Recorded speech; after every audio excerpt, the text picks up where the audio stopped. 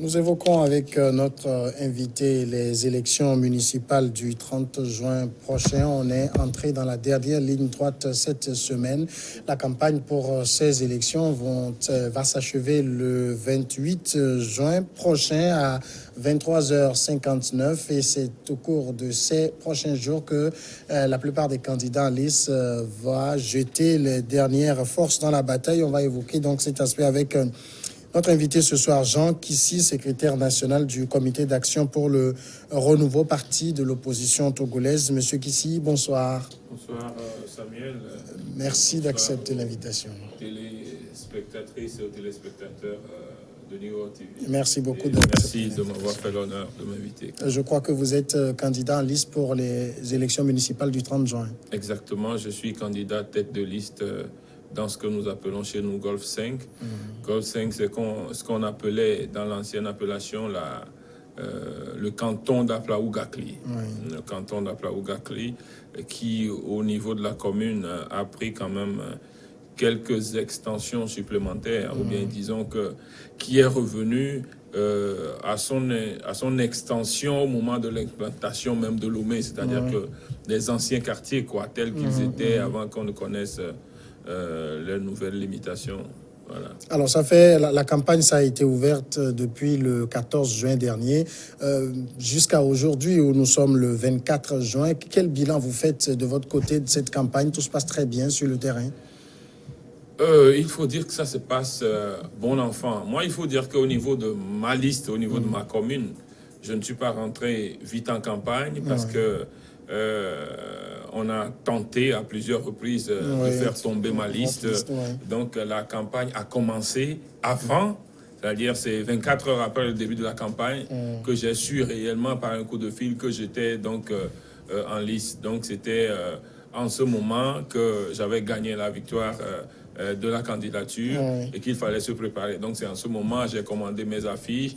C'est en ce moment que j'ai commencé mes réservations parce que vous imaginez, si je ne savais pas que j'allais effectivement participer, que vous commandiez des affiches, que vous faites tout, vous allez mettre de l'argent en l'air. Et puis, l'équipe aussi que j'ai autour de moi, les gens qui sont sur ma liste, n'étaient pas motivés. Ils étaient dans le doute. Vous ne pouviez pas leur dire, mettez-vous en campagne pour aller faire quoi. Donc, notre équipe, compte tenu de tout ce coup qui nous a été joué, on est rentré un peu tard en campagne.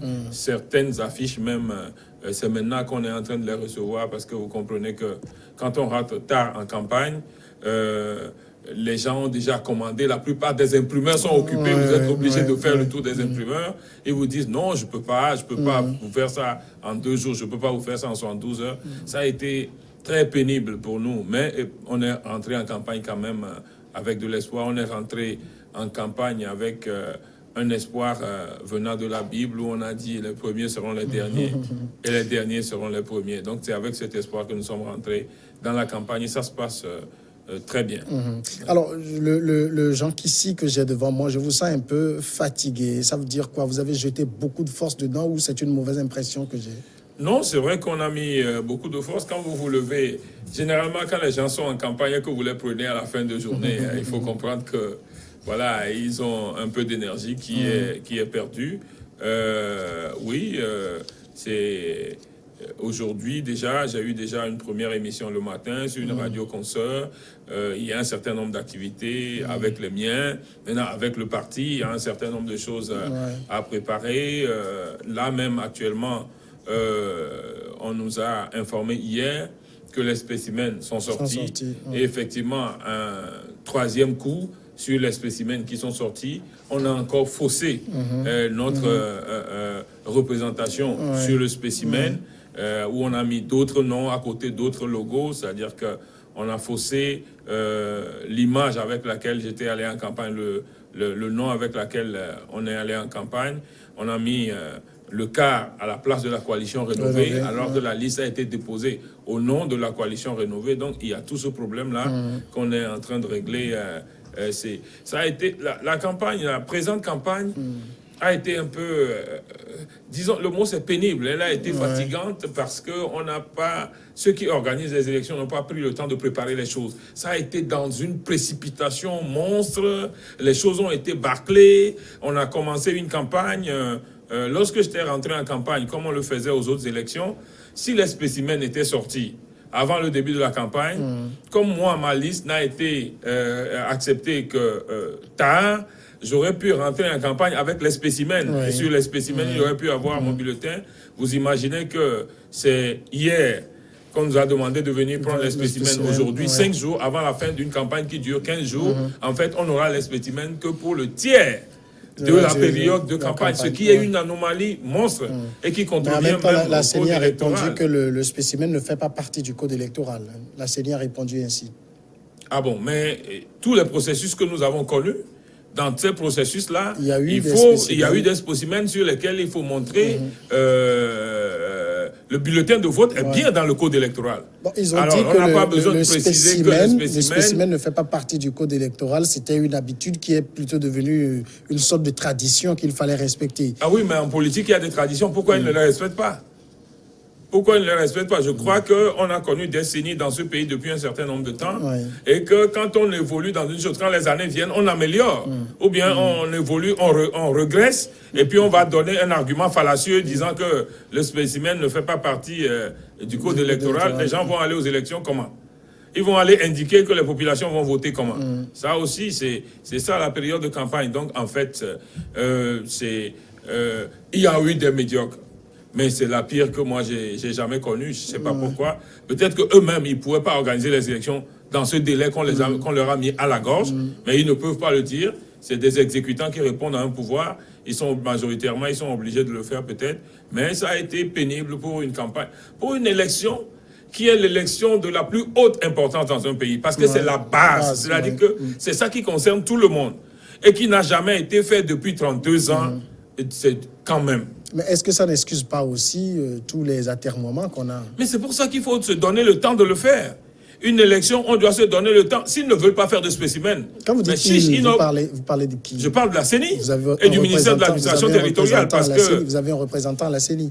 Nous avons un représentant à la CENI qui couvre les 17 personnes qui sont à la CENI. Quel rapport il vous fait? Mais le rapport qu'ils nous font, c'est que les choses ne vont pas bien. Et que malheureusement, ils sont seuls. Nous avons eu des CENI dans ce pays où nous étions 7 sur 17. Et vous savez que l'institution fonctionne suivant la majorité. Alors, le minimum, c'est que quand 90% sont dans un camp, il ne faut pas aller demander que c'est les 10% qui vont leur faire la loi. Ce serait malhonnête que de présenter les choses comme ça. Moi, je souhaite qu'en politique ou dans la vie de l'homme, qu'on soit honnête. Ce n'est pas aujourd'hui qu'on est tombé de 7 à 2 dans la CENI face à un pouvoir comme ça, qu'on va dire que ces deux-là sont des Tarzans, ou bien ils ont un pouvoir miraculeux, que c'est eux qui vont imposer à ceux qui veulent traîner le processus, c'est eux qui vont imposer que les autres ne prennent pas des instructions du ministre de l'administration territoriale et qui ne fassent traîner les choses. Donc, sachons raison garder pour dire que on est dedans, on bataille, mais ils auraient pu bien faire les choses. Alors, le président avait la responsabilité de préparer de bonnes élections. Quand vous êtes une institution indépendante, il faut l'assumer. Cette élection est totalement bâclée. Les Togolais ne méritent pas ça. Nous l'avons dit depuis le début du processus. Au même moment, vous avez un code électoral qui donne des contraintes temporelles qu'il faut respecter, par exemple. Oui, et c'est pour ça qu'il faut se donner le temps avant d'exécuter les choses. Oui, mais quel que soit le temps qu'on se donne, par exemple, les logos, par exemple, la validation des logos, ça ne peut pas se faire hors délai. Ça ne peut se faire que quand on a toutes les listes constituées. Vous avez vu le délai que la Cour suprême a mis pour repêcher un certain nombre de listes. C'est des choses qui ont fait traîner. Mais tout ça fait partie du système. La Cour suprême, le travail qu'il a fait, la Cour suprême a assumé le travail de la CENI. Donc tout est parti du départ. C'est la CENI qui... Comment vous pouvez un centre d'examen, un centre des examens et concours, et qu'on vienne vous déposer des dossiers que vous ne vérifiez pas, que les dossiers sont au complet avant de l'envoyer au centre de traitement. Alors, est-ce que c'est celui qui est au centre de traitement qu'on doit reprocher ou c'est celui qui reçoit les dossiers à la direction des examens et concours et qui est chargé d'en faire le compte et qui a même signé un récépissé aux gens sur lequel il a coché toutes les notes? Moi, je trouve que ce n'est pas bon de rejeter les torts. C'est la CENI qui a la responsabilité. Tout ce qui est gâché jusqu'à présent, la Cour suprême est venue colmater les brèches. Mais naturellement qu'il n'y a pas de délai. Les gens de la Cour suprême ont même dit qu'il y a des lacunes dans les textes et puis il y a une question de délai. Normalement, quand on dépose des candidatures, le jour de la publication des candidatures, il faut dans le texte donner un délai de recours. Et ce délai de recours permet aux gens de se préparer. Et après avoir publié, après avoir absorbé ce délai de recours, quand on paie la caution, il faut donner encore aussi un délai de recours, au cas où il y a ceci. Et c'est ce délai de recours-là qui constitue des espacements dans un calendrier. C'est la CENI qui est la maîtresse de son chronogramme, qu'on ne rejette sur personne d'autre. La CENI est maîtresse de son chronogramme. Donc, tout ce qui doit être fait avant, le corps électoral devait être connu avant, dans les 25 jours, où les délais ne sont plus négociables, c'est que tout devait être fait avant. Même vous, les journalistes, vous devez être informés avant. La communication devait être associée avant. Les populations devaient être associées avant. Les délimitations des communes devaient être connues avant. Moi, je vous dis, c'est au jour le jour. Vous prenez 3 listes dans une même commune et vous voyez s'ils ont listé les quartiers sur leurs documents. Vous voyez des différences entre les quartiers qu'ils ont listés. Ça veut dire qu'il n'y a pas un schéma de l'État connu même de vous, les journalistes, et connu du Togolais lambda qui connaît tout le schéma des communes. Mais comment est-ce qu'on peut faire une élection comme ça? Il se dit que le ministère de l'administration territoriale a les schémas. Il suffit d'aller là-bas pour avoir la bonne information aussi. Et nous y sommes allés à plusieurs reprises, même avant de lancer les informations. Nous avons eu une séance avec eux.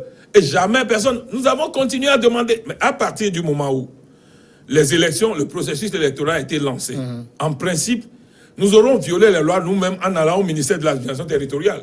Parce que c'est la CENI qui est chargée des élections. Oui, mais pour le découpage territorial, ça c'est du ressort du ministère. Non, c'est la CENI, c'est-à-dire à partir du moment... La CENI, elle supervise, elle organise et supervise le scrutin. Oui. Mais elle ne fait pas le découpage. Non, le découpage est déjà fait. Oui. Le découpage est fait, non? Et celui qui connaît le découpage, c'est le ministère de l'administration territoriale. Mais à partir du moment où on engage les élections, le ministère de l'administration territoriale est au service de la CENI. Et à partir du moment, l'administration doit envoyer le découpage à la CENI. Vous, candidats, vous n'avez plus le droit de passer derrière la CENI pour aller au ministère, pour aller demander de faire ci et de ça. Vous violez. Et nous cautionnons dans ces conditions-là ce que nous-mêmes nous rejetons. Parce que tous les Togolais ont toujours dénoncé que c'est le ministère de l'administration territoriale qui manipule la CENI. Tu ne peux pas dire ça. Et au moment des élections, c'est celui qui organise les élections qui doit savoir les territoires dans lesquels il a implanté ses structures et les territoires qui sont concernés. Mais ça, si on sort des élections, vous gouvernez, vous avez envie de faire quelque chose, vous traitez avec l'administration territoriale. Mais quand vous êtes candidat, c'est pour ça que il faut sortir dans la peau d'homme d'État, de gouvernant, pour rentrer dans la peau de candidat quand on est en période électorale. Ça se fait quelquefois aux élections présidentielles. Le chef de l'État qui est candidat ne se considère pas comme candidat, il agit devant les autres candidats comme le chef de l'État. Alors, c'est la confusion des gens, c'est ça qu'il faut éviter. Tu es maire, tu es député, tu es ministre. À partir du moment où tu es engagé dans une campagne électorale, tu n'es plus ministre. Tu es candidat. Si Samuel Niaoui est journaliste, je suis candidat au même titre que candidat. Samuel Niaoui, ça veut dire que le titre au nom duquel nous allons aux élections devient le même titre, sans exception. Voilà. Et on s'adresse à la même institution. Alors, vous estimez donc, in fine, que ce scrutin qui est en train d'être organisé est un peu bancal? Les bâclés, les populations ne savent même pas. Même quand, jusqu'à aujourd'hui, nous disent même, on ne sait pas dans quoi. Mais tout ce que vous dites là, mais comment est-ce que ça va se faire? Moi, j'ai fait une émission ce matin où les gens me demandaient encore, mais est-ce que au niveau de Concorde, Hôtel Concorde, tout ça là, est-ce que c'est votre ressort? Et je leur dis que oui, c'est mon ressort. Ça fait partie du Gold 5. Les gens ne savaient pas comment les gens vont aller voter. Les gens disent, mais ils ne savent même pas comment le vote va se faire parce que les gens ne sont pas passés chez eux avec des spécimens. Comment est-ce que ça va être? Vous connaissez nos populations. Donc, à partir de ce moment, il y a... Mais c'est tout, quoi. Tout sur le chemin. En tout cas, une élection de cette importance qu'on n'a pas organisée depuis 32 ans. Prenez le temps de le faire. Nous avons déjà dit dès le début de ce processus. Qu'est-ce que ça nous aurait coûté de coupler ces élections locales avec la présidentielle? Et de le faire en une, et de faire une économie. Parce que les bureaux de vote sont différents, la considération est différente. Pourquoi ne pas les coupler? Ils ont commencé cette élection, ils ont tablé sur 9 milliards. Alors, quand vous demandez à la CENI pourquoi les choses se passent comme ça, la CENI dit le reste du budget. Les informations que moi j'ai reçues, le reste du budget qui devait être autour de 7 milliards, 400 millions, on l'a comprimé en dessous de 5 milliards. Donc, du coup, naturellement, qu'il y a des choses qui vont être mal faites. Parce qu'il va y avoir des volets, les volets communication, par exemple, des journalistes, information des journalistes, etc. Tout ça, ils vont le bâcler. Parce que quand on coupe, on doit faire des coupes quelque part. On ne coupe pas en l'air. On doit faire des coupes quelque part. Et ça agit sur le scrutin. Est-ce qu'on doit entendre par là que Jean Kissi, la coalition rénovée et tout, regrette un peu de s'être jeté dans cette bataille? Non, non, non. Nous revendiquons. C'est-à-dire que le fait d'aller dans un procès... Vous avez porté beaucoup de griefs à ce qui est en train d'être fait. Tout à fait. Oui. Tout à fait. Mais vous assumez quand même d'être... On continue de porter des griefs à ce qui doit être fait. Ce qui est fait, si c'est bien fait, il faut le dire. Si c'est mal fait aussi, il faut le dire. Nous subissons, mais pourtant, nous y allons. Parce que ce n'est pas nous qui avons le contrôle des élections. Donc, nous subissons, mais nous y allons. Mais si c'est mal fait, il faut dire quand même que c'est mal fait. Nous avons dit comment on aurait dû faire la chose. Ce n'est pas parce que nous ne serons pas écoutés qu'il ne faut pas aller aux élections. Mais il faut que la population sache, ces gens-là, ils l'ont dit. Mais vous n'avez pas écouté. À plusieurs reprises. Hier, nous avons dit un certain nombre de choses. Les gens n'ont pas respecté. On a vu ce qui en est sorti. Voilà. Il faut quand même le dire. Mais ça ne veut pas dire... Ce n'est pas une question de regret. Si c'est une question de regret, je connais tous les mots français, je peux l'appeler regret. Mais ce que je dis, c'est que ça ne se passe pas bien. C'est le processus le plus bâclé. On nous mène au pas de course. On nous mène à la va-vite. Et ça, un processus de ce genre, les Togolais ne méritent pas qu'on le conduise de cette façon. Mais ce que vous dites, tous les candidats sont logés à la même enseigne. Il n'y en a pas un seul qui fait exception. Oui, non, je suis d'accord. Je ne dis pas que les gens de Unier sont favorisés. Ce n'est pas une question de favoriser. Ce que je défends, c'est le peuple. C'est-à-dire que c'est les populations. Quand nous allons en campagne, ils nous le disent. Pourquoi vous courez? Qu'est-ce qui vous force? Pourquoi vous courez comme ça? Le 30 juin, c'est une date fatidique, une date fétiche. Pourquoi au Togo, on nous conduit toujours dans du fétichisme des dates? Pourquoi? Parce que ce régime ne veut écouter personne. Mais vous ne pensez pas, Jean Kissi, que si on avait mis cette élection, moi je dis n'importe quoi, au 19 septembre, je ne sais pas moi, au 11 novembre, ça aurait été le même discours qu'on aurait entendu? Non. Si on nous met sur cette élection-là, moi je suis en mesure de l'organiser bien. Qu'on ne nous dise pas ça. C'est-à-dire vous voulez être dans l'OGE, c'est ça? Non, oui, je dis si moi. C'est-à-dire qu'on dit comme si on ne peut pas faire autrement. Je dis non. Les Togolais sont plus intelligents que ça. Arrêtons de leur dire ça. Je dis, moi, Jean Kissi, j'ai le courage de me dire que si on me met dans cette élection et que j'ai une responsabilité équilibrée dans cette élection-là, j'organiserai ces élections bien. La preuve, quand nous allons même venir au pouvoir un jour, vous allez voir comment les choses se font. Mais c'est quand même malheureux qu'on organise des élections où le pouvoir n'est même pas en mesure de communiquer. Mais qui a la responsabilité de dire aux populations, voilà exactement votre délimitation territoriale? Pourquoi c'est à nous, candidats, que les populations vont venir le demander? Ce n'est pas nous qui faisons le découpage territorial. Pourquoi le régime n'est pas en mesure de répondre à ces populations? Mais voilà, c'est pour ça que nous nous disons, si c'est nous qu'on mettait, ou si par exemple, on avait nos 8 à la CENI, et qu'on nous mettait au creux de cette élection-là, mais si les élections ne peuvent pas se faire avant le 31 juillet, nous dirons que ça ne peut pas se faire avant le 31 juillet. Pourquoi harasser les populations comme si ils sont des bêtes de somme que vous pouvez corveiller à merci? Mais ça fait pourquoi ce régime se comporte comme ça? Qu'on annonçait les élections municipales au Togo. Ce n'est pas comme si c'était hier qu'on a annoncé qu'il y aurait élections municipales au Togo. Mais quand est-ce qu'on a mis CENI en place? Quand est-ce qu'on a commencé à préparer? Quand est-ce qu'on a lancé les candidatures? Dans combien de jours on a fait le recensement? Vous avez vu ce qu'on a fait comme recensement? Des machines qui sont en panne, des gens qui sont restés 2 heures devant une machine pour se recenser. Et tout ça là, on met 4 jours. On dit que c'était une faveur. C'était une faveur, cette révision-là. Elle n'est pas légale, c'était une faveur. Ah bon, qui fait la faveur à qui? C'est le pouvoir qui fait la faveur au peuple. C'est le reste de la coalition qui allait demander, qui allait vous rappeler de cette audience que le président de la République a accordée au reste de la coalition, qui lui a demandé qu'il fallait faire une révision et le chef de l'État a accepté de le faire. Mais qui est allé se faire recenser? Les populations. C'est les populations, non? Oui, mais donc, on fait la faveur aux populations. Non, il faut là, c'est comme partir nous vous du le disons. principe Oui, mais ce que moi je dis... Du contexte de cette révision. Oui, mais je suis d'accord. Parce qu'il n'y avait pas eu 12 mois entre le recensement général et la prochaine révision. Mais ce que je dis, Oui. c'est que une gouvernance met face à face des gouvernants, des partis politiques et une population. Mais votre discours donne l'impression que voilà quelqu'un qui est un fortuné, ou comment disons, qui est celui qui est infortuné, oui, ou qui a hérité de quelque chose, et que s'il le veut, il va en donner un peu aux populations. Mais celui qui dit, il fait faveur, même l'argent qu'il utilise, à qui donne ça? C'est les populations. En fait, ce qui est dit, c'est que selon la loi, ça ne devrait pas se faire.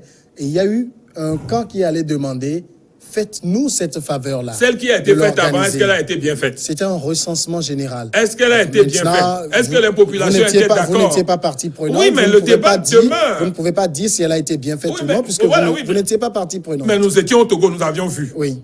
Nous étions au Togo, nous avions vu, et vous étiez au Togo. Vous savez que RFI a dit qu'il n'y a même pas eu 15% qui sont allés voter. RFI, ce n'est pas parole d'évangile non plus. RFI ne couvre pas tout le Togo en termes de journalistes, et RFI peut donner ses bilans. On a une institution qui est en face, qui a donné des chiffres après. Qui sont faux. Moi, je n'ai pas précisé mais des chiffres qui sont faux. On a des chiffres. Vous savez, tout le monde sait. C'est-à-dire que comment on peut nier l'évidence? Tout le monde sait que les bureaux étaient vides, non? Tout le monde sait que c'est les chars, les gaz lacrymogènes, comment dit-on, les trucs là. Les canons à eau, c'est des trucs qui étaient exposés dans le pays. Il n'y avait que ça. Tout le monde le sait. Donc, il y avait un processus qui avait mal tourné. Le peuple n'a pas le droit de réclamer qu'il y ait un processus.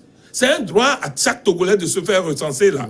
Il ne faut pas que les choses soient faites comme si on est dans le pays d'un empereur qui fait la faveur au peuple de les accepter de faire recenser. Donc, quittons ça. Jean Kissi, comment vous abordez maintenant le reste des jours, hein? C'est vendredi que ça finit. Comment vous le voyez? Ça va encore monter en puissance? Mais je ne sais pas. En tout cas, nous, je crois que vers la fin de la campagne, oui, effectivement, tout le monde sort ses dernières artilleries.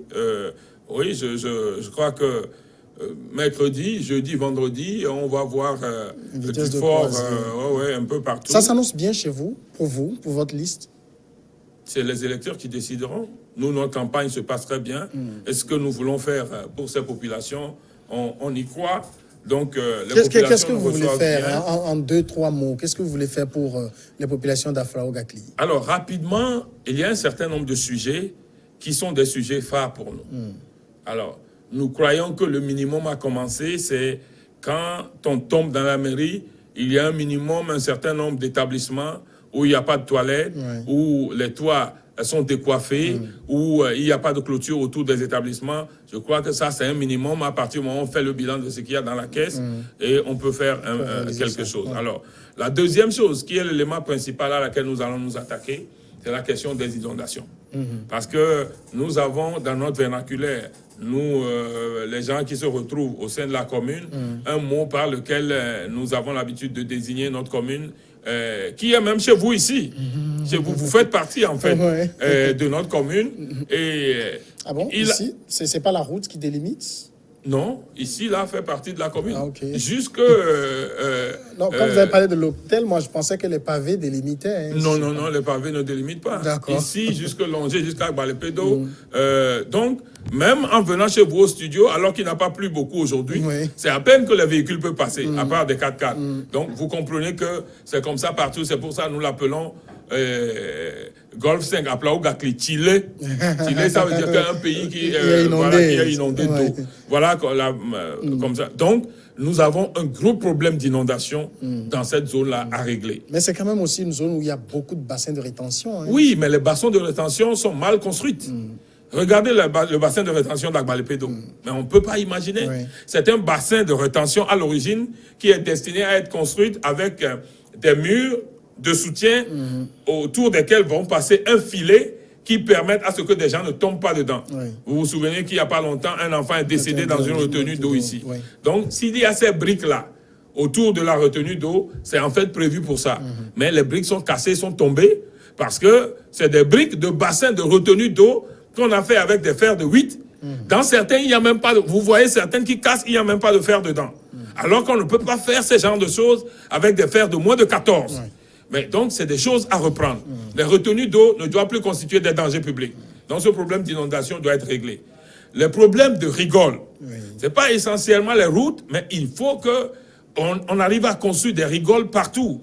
Ça, c'est essentiel. Parce que quand vous ne le faites pas, les questions d'inondation ne vont pas disparaître. Alors, l'autre axe que nous mettons dans la construction de notre commune, c'est ce que nous appelons corruption zéro. Corruption zéro. Corruption zéro. Ça veut dire que ce pays-là, il y a trop de corruption.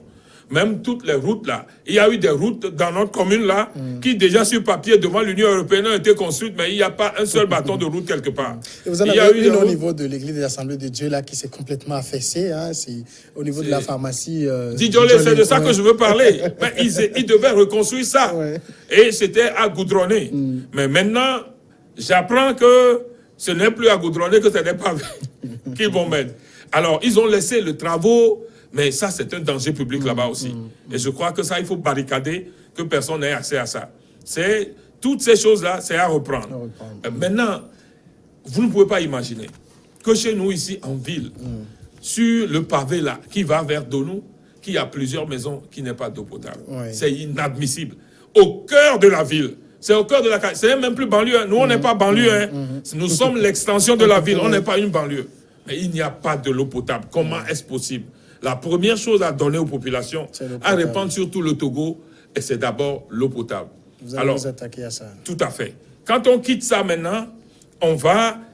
Notre commune est très grande, hein, très vaste. Je crois que c'est la commune, à Lomé, c'est la commune la plus vaste qu'il y a dans toutes les communes.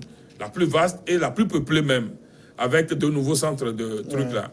Il n'y a même pas au sein de Lomé une bibliothèque.